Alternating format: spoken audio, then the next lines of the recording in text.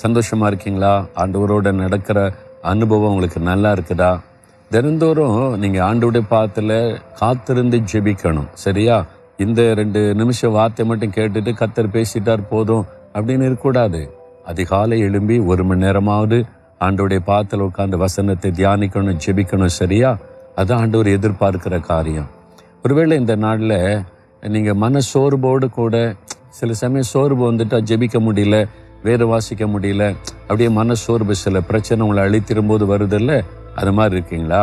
அந்த மாதிரி சமயத்துல அவர் நம்மோடு பேசுவார், நம்ம பக்கத்துல நெருங்கி வருவார். ஏன் சோர்ந்து இருக்கிற, ஏன் கலங்கி இருக்கிற, நான் இருக்கிறல்லன்னு சொல்லி அப்படிதான் உங்க பக்கத்துல வந்து உங்களுக்கு ஒரு வார்த்தை சொல்றாரு. என்ன தெரியுமா? ஏசாயா 41:10 நான் உன்னை பலப்படுத்தி உனக்கு சகாயம் பண்ணுவேன்.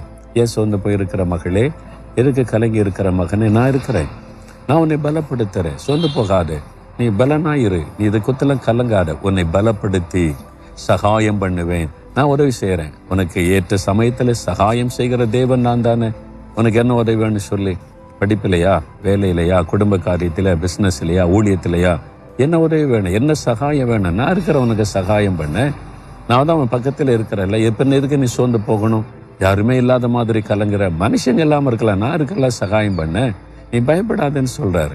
அவனை பலப்படுத்துற, இன்னைக்கு உங்களை பலப்படுத்துறார், சகாயம் செய்ய ஆயத்தமா இருக்கிறார். ஆண்டவர்கிட்ட சொல்லுங்க, எனக்கு இந்த காரியத்துல ஒரு உதவி வேணும், நீங்க செய்யுங்க ஆண்டவரே அப்படின்னு சொல்றீங்களா? ஜெபிக்கிறீங்களா? தகப்பனே, நான் சோர்ந்து போன நேரத்தில் என்னை பலப்படுத்துகிற தேவன், இன்றைக்கு என்னை பலப்படுத்தி விட்டதற்காக ஸ்தோத்திரம். எனக்கு உதவி செய்கிற தேவன், எனக்கு இந்த காரியத்துல உதவி வேணும்னு சொல்லி இதோ இந்த மகள், இந்த மகன் ஜெபிக்கிறாங்க.